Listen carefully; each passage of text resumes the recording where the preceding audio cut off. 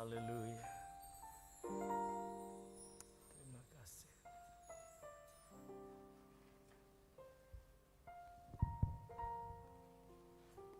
Bapa di dalam surga yang kami sembah dalam nama-Mu Tuhan kami Yesus Kristus. Tuhan, pada kesempatan di pagi hari ini Tuhan, kami bersyukur atas kasih-kasih setiamu yang senantiasa boleh berlimpah dalam kehidupan kami. Iya. Kami boleh hadir di tempat ini beribadah dan bersyukur. Iya.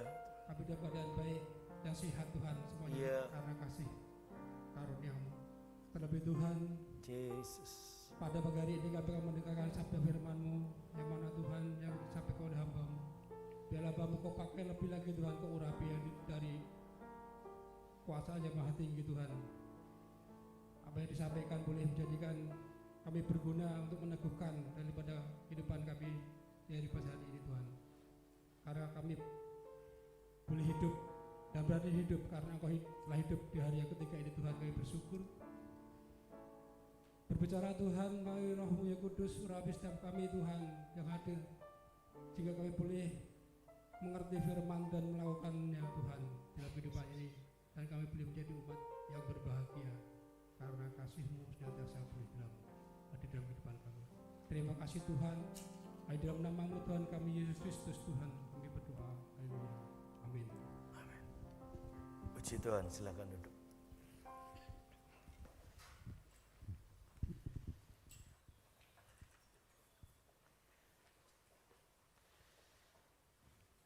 Puji nama Tuhan. Shalom.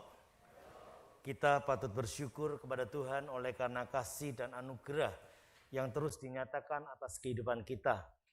Bersama dengan seluruh umatnya di muka bumi saat ini, boleh memperingati akan kebangkitan Kristus. Dan saya percaya tidak terhitung untuk keberapa kali kita memperingatinya. Tetapi saudara, ada nilai-nilai yang perlu kita dalami lagi tentang kebangkitan. Sebab kalau saudara dan saya percaya ada kebangkitan, maka seyogyanya hidup saudara tidak pernah lagi ada dalam kematian. Artinya dalam kegelapan, artinya dalam keputusasaan. Tetapi setiap pribadi tentu ada di dalam kehidupan yang baru. Terang benderang daripada Allah itu nyata dalam setiap kehidupan kita. Amin. 1 Korintus pasal 15 ayat yang pertama dikatakan demikian. Dan sekarang saudara-saudara, aku mau mengingatkan kamu kepada Injil yang aku beritakan kepadamu, dan yang kamu terima dan yang di dalamnya kamu teguh berdiri. Oleh Injil itu kamu diselamatkan, asal kamu teguh berpegang padanya. Seperti yang telah kuberitakan kepadamu. Kecuali kalau kamu telah sia-sia saja menjadi percaya. Sebab yang sangat penting telah kusampaikan kepadamu, yaitu apa yang telah kuterima sendiri, ialah bahwa Kristus telah mati karena dosa-dosa kita sesuai dengan kitab suci. Bahwa ia telah dikuburkan dan bahwa ia telah dibangkitkan pada hari yang ketiga sesuai dengan kitab suci. Bahwa ia telah menampakkan diri kepada Kefas dan kemudian kepada ke-12 muridnya.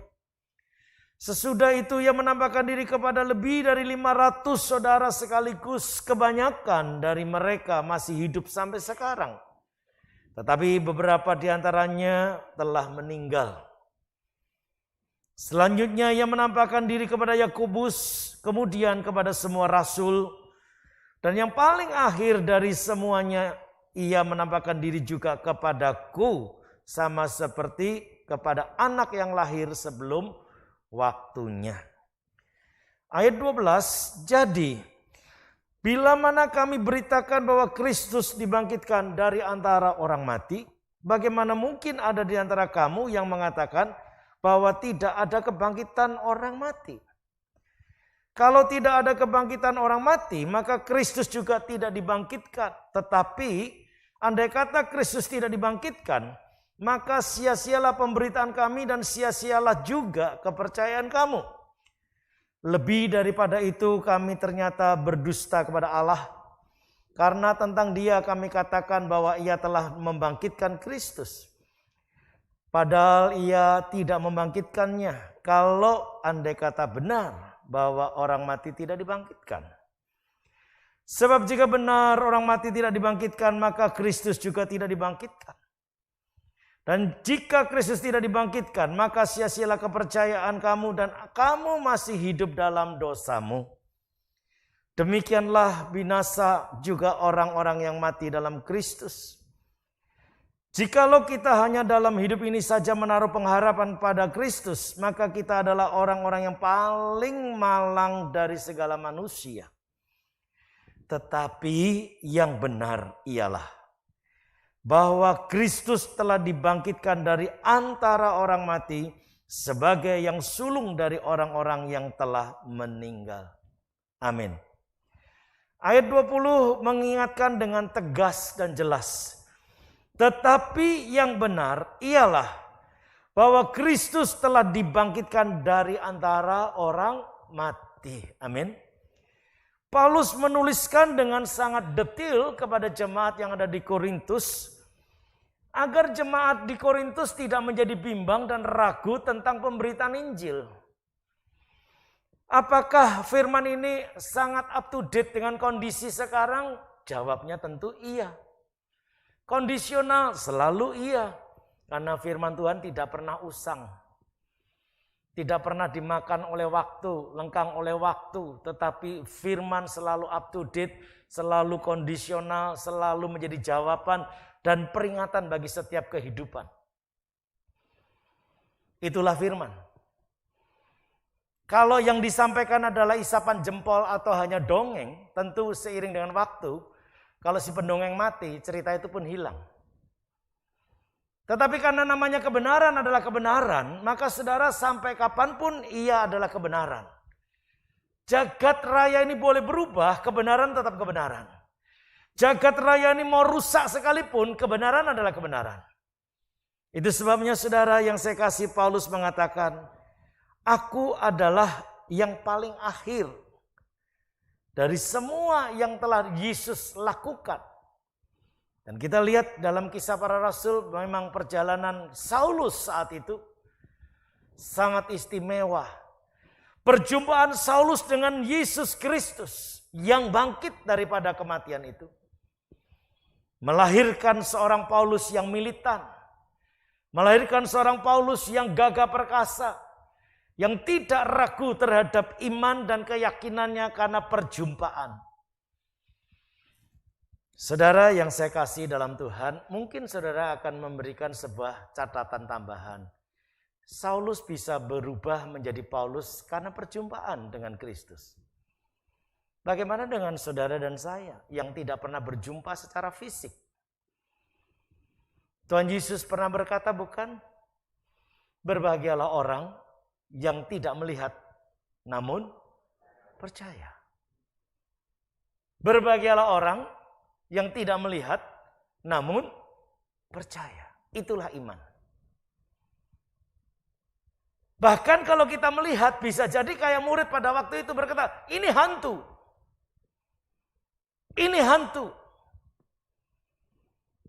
Saudara yang saya kasih dalam Tuhan, itu sebabnya iman percaya kita kepada Kristus bukan karena melihat. Tapi kita yakin apa yang dituliskan dalam Alkitab yang adalah firman Allah ini memberikan catatan-catatan penting dalam beriman kita, bertuhan kita kepada Kristus Yesus. Itu sebabnya saudara tadi dikatakan bahwa yang benar adalah Kristus telah dibangkitkan dari antara orang mati. Saudara yang saya kasih dalam Tuhan, dua tanda penting kalau Kristus itu telah bangkit. Ya. Yang dua tanda ini nanti menjadi sebuah jawaban bagi setiap kehidupan kita.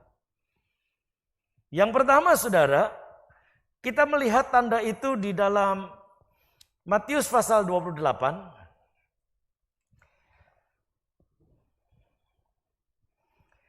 Ayat yang pertama, setelah hari Sabat lewat, menjelang menyingsingnya fajar pada hari pertama minggu itu, Pergilah Maria Magdalena dan Maria yang lain menengok kubur itu. Menengok apa? Kubur. Maka terjadilah gempa bumi yang hebat sebab seorang malaikat Tuhan turun dari langit dan datang ke batu itu dan menggulingkannya lalu duduk di atasnya. Perempuan-perempuan pada minggu pertama dini hari pergi ke kubur. Dengan mempersiapkan rempah-rempah. Di dalam Injil Lukas ditulis sangat jelas. Maksud dan tujuannya tidak lain adalah untuk memberikan rempah kepada mayat Yesus atau tubuh Yesus yang terbaring. Dia tidak pernah berpikir kalau kubur itu sudah ditutup. Tidak ingat kalau kubur itu tertutup. Yang ada adalah semangat. Yang ada adalah antusias. Atau bahasa yang lainnya emosional. Bergegas dini hari, pagi-pagi hari mereka semua datang ke kubur. Secara logika, mungkinkah perempuan-perempuan ini membuka batu yang menutup kubur Kristus? Jawabannya tidak mungkin. Perempuan alegorisnya menggambarkan gereja. Gereja semangat saja tidak cukup. Hanya memiliki antusias hasrat yang besar saja tidak cukup. Gereja atau perempuan emosional tidak menyelesaikan masalah. Tetapi saudara, inilah tanda yang Tuhan beri. Malaikat Tuhan ditulis dengan jelas turun ke batu itu. Dan dikatakan lebih lanjut apa? Menggulingkan batu itu. Dan kemudian duduk, bahasa sehari-hari kita nangkring. Duduk di atas batu yang telah digulingkannya. Saudara yang saya kasih dalam Tuhan, jika saudara dan saya percaya Yesus telah bangkit dan hidup, dan hidupnya itulah yang hidup dalam hidup saudara saat ini, maka saya mau katakan batu apapun bentuknya dalam hidup saudara akan terguling. Amin. Batu penyakit akan terguling dalam nama Tuhan Yesus. Batu kemiskinan akan terguling dalam nama Tuhan Yesus. Batu kebangkrutan akan disingkirkan dalam nama Tuhan Yesus. Dan berbagai batu-batu yang menghambat dan menghalangi yang namanya damai sejahtera, sukacita, kebahagiaan tersingkirkan dalam nama Tuhan Yesus. Ciri Yesus bangkit atau hidup, batu itu harus terguling. Kalau saudara dan saya meyakini Yesus telah diam dalam hidup kita, maka pastikan setiap batu yang ada dalam hidup saudara, sekecil apapun, tersingkir dalam nama Tuhan Yesus. Maka saudara, mari milikilah hati Kristus. Bukan hati yang keras seperti batu. Halo? Amin. Jangan keras hati seperti batu. Milikilah hati yang lemah lembut. Hati yang sungguh-sungguh mengakui adanya pemilik otoritas atas hidup. Orang yang didiami oleh Kristus dalam hidupnya, maka ia akan benar-benar bercahaya, ke sinar kemuliaan Allah akan datang kepadanya dan akan ditunjukkan kepadanya bahwa batu itu telah terguling. Bukankah para perempuan ini juga begitu terkesima? Pasti di antara mereka terjadi dialog. Siapa nanti yang membuka batu yang menutup kubur Yesus? Ya. Sambil jalan, sambil ngerumpi, sambil membicarakan bagaimana. Iya benar juga ya, batunya gimana ya? Kita mau rempah-rempah, bagaimana caranya? Saya mau sampaikan begini saudara. Kekuatan saudara dan saya terbatas. Kemampuan saudara dan saya terbatas. Maupun saudara S1, S2, S3. Saya mau sampaikan. Kehidupan itu tidak bisa diukur serata kesarjanaannya. Orang gelar S1, S2, S3 atau profesor sekalipun itu ahli di bidang tertentu. Tidak semua bidang. Halo? Ahli di bidang tertentu. Tidak semua bidang. Tetapi orang yang didiami oleh Roh Allah, Orang yang hidup bersama dengan kehidupan daripada Kristus. Maka segala aspek kehidupan Allah hadir dalamnya. Maka gak heran saudara menjadi orang yang sangat istimewa. Amin. Saudara adalah orang yang luar biasa. Sebagaimana Allah sanggup melakukan segala perkara, KKS sanggup menyelesaikan setiap perkara. Haleluya. Nah saudara yang saya kasihi, ciri yang pertama dan utama adalah batu itu harus terguling. Pastikan batu kepahitan terguling. Batu kebencian terguling. Batu kemarahan terguling. Batu yang membuat saudara menjadi tidak taat akan firman Allah terguling pada saat ini. Dalam nama Tuhan Yesus. Harus diyakini. Itu ciri bahwa hidupnya ada di dalam hidup kita. Nah saudara, ayat yang ketiga dikatakan begini. Wajahnya bagaikan kilat malaikat itu tadi. Dan pakaiannya putih bagaikan salju. Dan penjaga-penjaga itu gentar ketakutan dan menjadi seperti orang-orang mati. Artinya apa? Tentara Romawi masih berjaga di kubur Yesus. Ketika melihat peristiwa yang maha hebat dahsyat itu. Dikatakan penjaga-penjaga itu gentar ketakutan dan menjadi seperti orang-orang mati. Kami tenggengen. Tahu kami tenggengen? Melongo. Bingung. Sebab mereka seorang dua orang tidak mungkin bisa menggulingkan batu itu. Tapi gempa yang hebat dan dahsyat tadi membuat batu itu terguling. Dan mereka menyaksikan pemandangan yang dahsyat. Adanya malaikat yang duduk di atas batu. Ayat yang kelima. Akan tetapi malaikat itu berkata kepada perempuan-perempuan itu. Janganlah kamu takut, sebab aku tahu kamu mencari Yesus yang disalibkan itu. Pesan yang sama, wahai gereja Tuhan. Jangan engkau takut, engkau sedang mencari Yesus bukan? Tetapi kalau engkau mencari Yesus dengan akalmu semata, dengan cara manusiawimu semata, maka engkau gagal. Sesaat ketika perempuan ini mendapat kabar daripada para malaikat, pertanyaannya, sesaat berjumpa Yesus? Berjumpa Yesus? Terkadang kita berdoa bertalu-talu dengan tidak jemu-jemunya pagi, siang, malam, terus kita berdoa. Sepertinya tidak ada jawab. Sepertinya tidak ada kepedulian. Tapi orang yang percaya yang hidup di dalamnya adalah kehidupan Kristus. Orang yang seperti ini tidak pernah mengenal kata putus asa. Dia tidak akan menyerah sebelum Tuhan menjawab.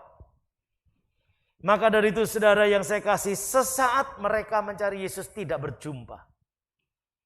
Sesaat. Sekali lagi, sesaat. Maka dari itu saudara, setiap proses yang ada, jangan membuat saudara menjadi tawar hati kalau belum dapat jawaban. Tunggu waktunya Tuhan. Sebab waktu Tuhan, waktu yang terindah bagi kekasih hatinya.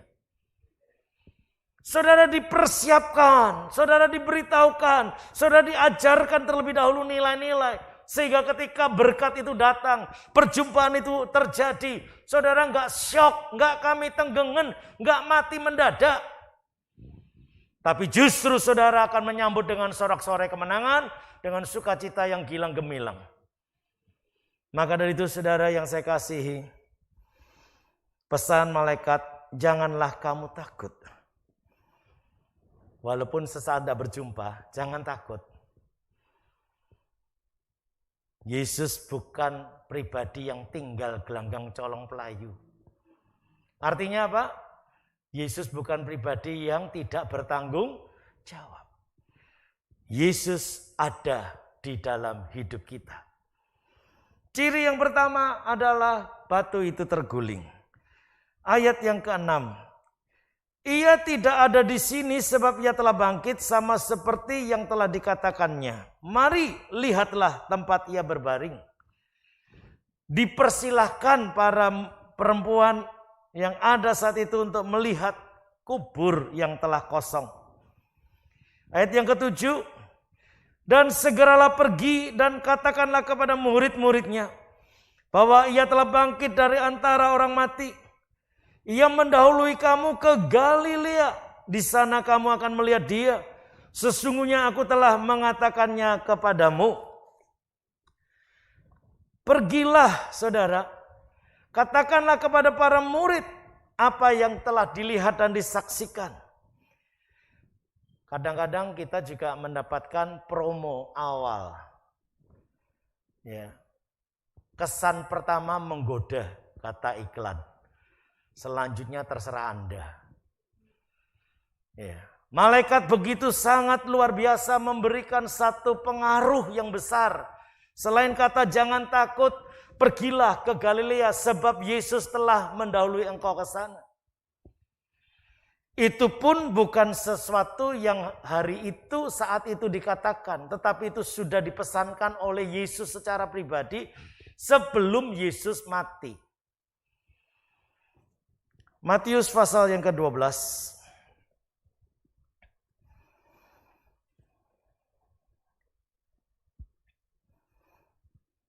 Ayat 31 dan 32. Maka berkatalah Yesus kepada mereka, malam ini kamu semua akan tergoncang imanmu karena aku. Sebab ada tertulis, aku akan membunuh gembala dan kawanan domba itu akan tercerai-berai. Akan tetapi sesudah aku apa? Akan tetapi sesudah aku bangkit, aku akan mendahului kamu ke Galilea. Ini adalah statement perkataan Tuhan Yesus ketika ada di Taman Getsemani. Saudara yang saya kasih dalam Tuhan, Tuhan Yesus berkata, aku akan mendahului kamu ke Galilea. Malaikat mengingatkan. Malaikat mengingatkan. Pertanyaannya, betulkah kemudian mereka berjumpa Tuhan Yesus di Galilea? Haleluya. Ayat 16 dalam Matius 28 tadi. Dan ke-11 murid itu berangkat kemana? Ke Galilea, ke bukit yang telah ditunjukkan Yesus kepada mereka.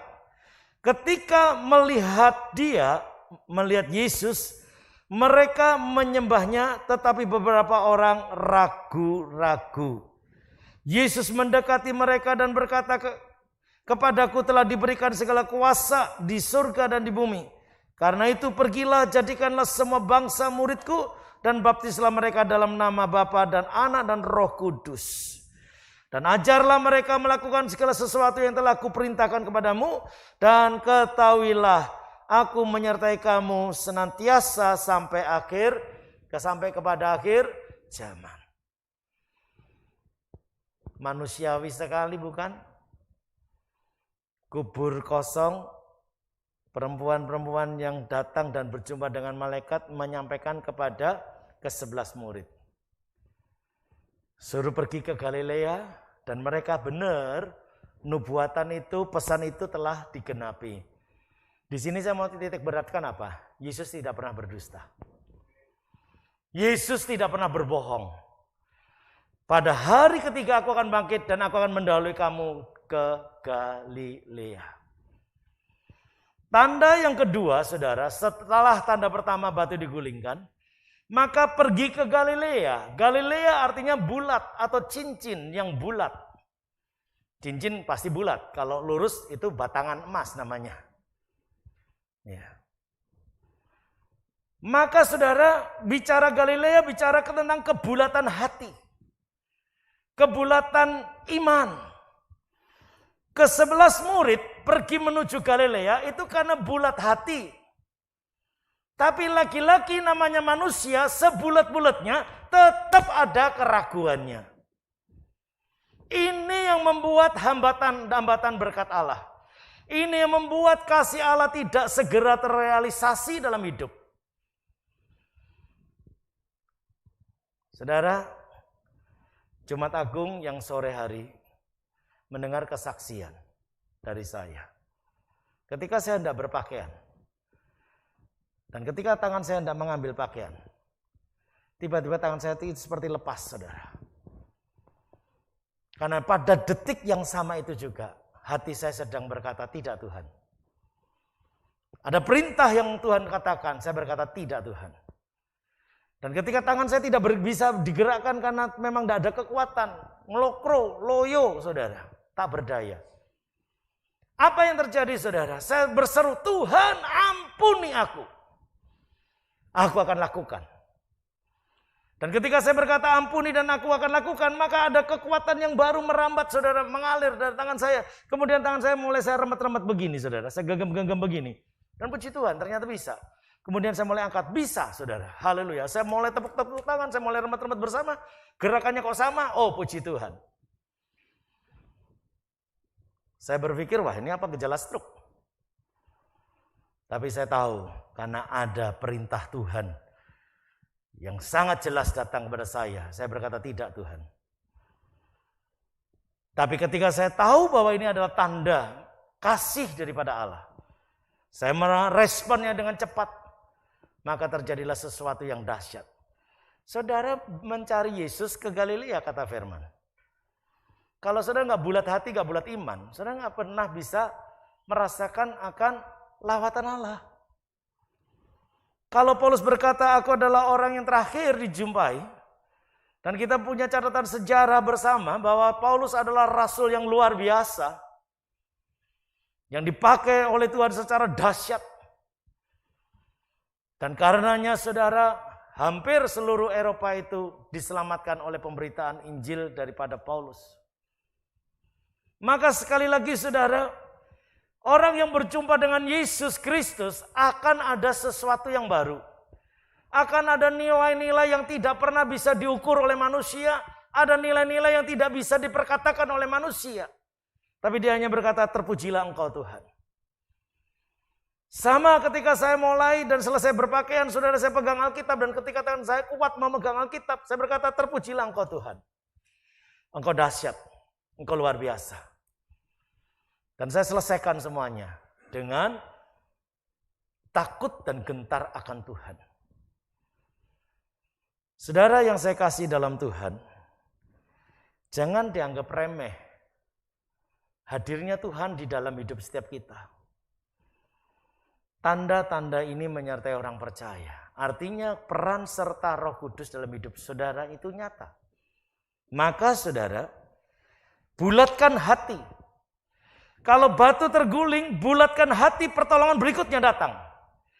Batu terguling dari sakit penyakit, maka pastikan engkau akan sembuh. Bulatkan imanmu bahwa engkau telah sembuh karenanya. Kalau batu kemiskinan terguling, pastikan engkau akan diberikan kecukupan bahkan berkelimpahan. Maka dari itu saudara, ketika saudara hendak berjumpa Yesus di Galilea, harus bulat hati. Saudara datang beribadah, harus bulat hati. Maka saudara, sekali lagi saya tetap memberi apresiasi yang tinggi. Saya semakin hari semakin bangga dengan iman dan kehidupan saudara. Karena protokol iman bukan makin ringan tapi makin berat. Tapi saudara dengan tekun melakukannya. Dengan seksama, dengan segenap hati. Saudara tetap melakukannya bersama. Semangat. Masukin untuk daftar ibadah. Wah, telah di jurnal, ternyata berhenti di tengah-tengah. Ke bawahnya nggak bisa lagi yang jam 7. Pindah jam 9 habis. Pindah sore habis. Bingung, meh ibadah piye. Saudara, ini loh gambar yang sederhana. Kalau saudara nggak tahan uji karenanya, bahkan kalau sampai terucap kalimatnya, rasa ibadah ning kono weh mumet. Saya mau sampaikan saudara, ada saatnya kita nggak bisa seperti ini. Ada saatnya saudara dan saya tidak bisa duduk bersama untuk mendengar firman Allah. Tetapi setiap orang yang hidup di dalam hidupnya ada kehidupan Kristus. Maka dimanapun saudara ada, saudara tetap hidup bersama dengan dia. Dan kita sedang mempersiapkan umat yang militan, yang tangguh menghadapi proses.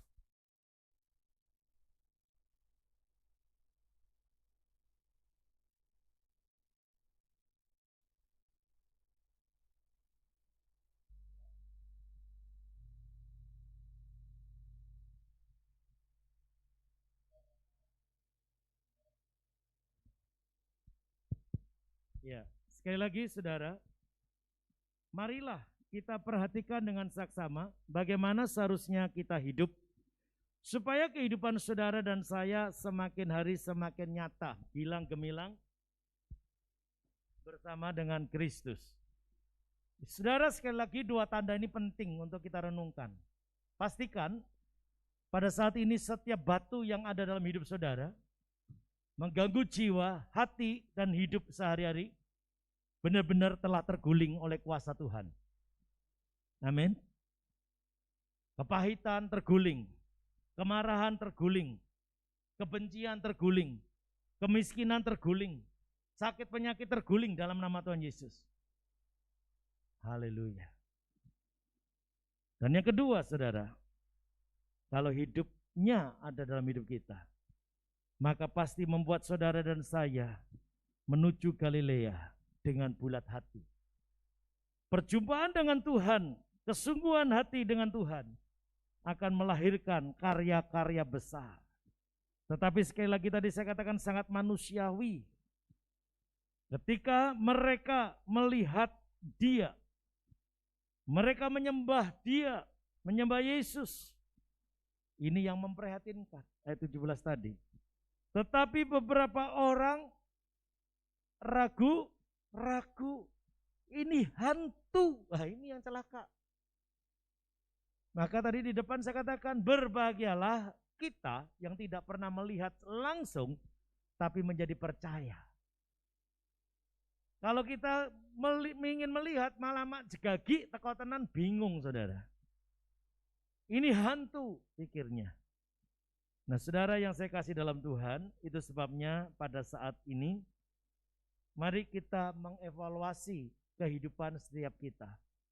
Adakah kebulatan hati dalam mencari Tuhan? Artinya kesungguhan hati. Adakah batu-batu yang menghambat berkat Allah itu terguling dalam hidup kita? Jika belum, maka hadirkan Tuhan di dalam hidup saudara. Sekali lagi saudara, Paulus mengatakan, kalau tidak ada kebangkitan, maka saudara dan saya adalah orang-orang yang paling malang dari segala manusia. Sia-sia.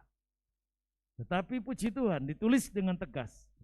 Tetapi yang benar ialah bahwa Kristus telah dibangkitkan dari antara orang mati.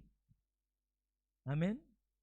Itu sebabnya saudara, saya percaya pada saat ini kuasa kebangkitannya juga ada dalam hidup saudara.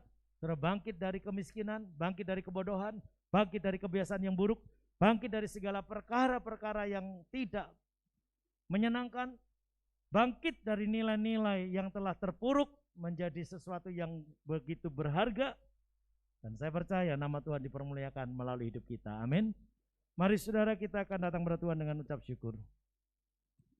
Bapa di surga, terima kasih untuk kesempatan yang indah pada saat ini.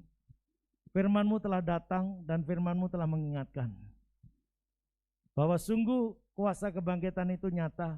Engkau telah membangkitkan Kristus Yesus Tuhan kami.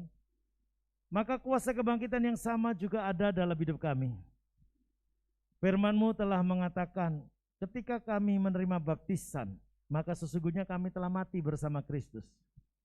Dan ketika kami keluar dari baptisan, maka sesungguhnya kami juga telah hidup sebagaimana Kristus hidup. Inilah hidup kami ya Tuhan. Biarlah kami tidak menjadi ragu-ragu, tetapi kami makin percaya. Sekalipun serba sedikit, bahkan kesannya terlambat, tetapi kami tahu satu perkara, bahwa Engkau sesungguhnya tidak pernah terlambat menolong kami. Ampuni akan segala kelalaian-kelalaian kami Tuhan. ketidakpahaman, ketidaksabaran dalam menanti janji Tuhan. Terpujilah nama-Mu. Kami mengucap syukur karena kebaikan dan kemurahan Tuhan. Di dalam nama Tuhan Yesus kami berdoa. Haleluya. Amin. Siapkan hati.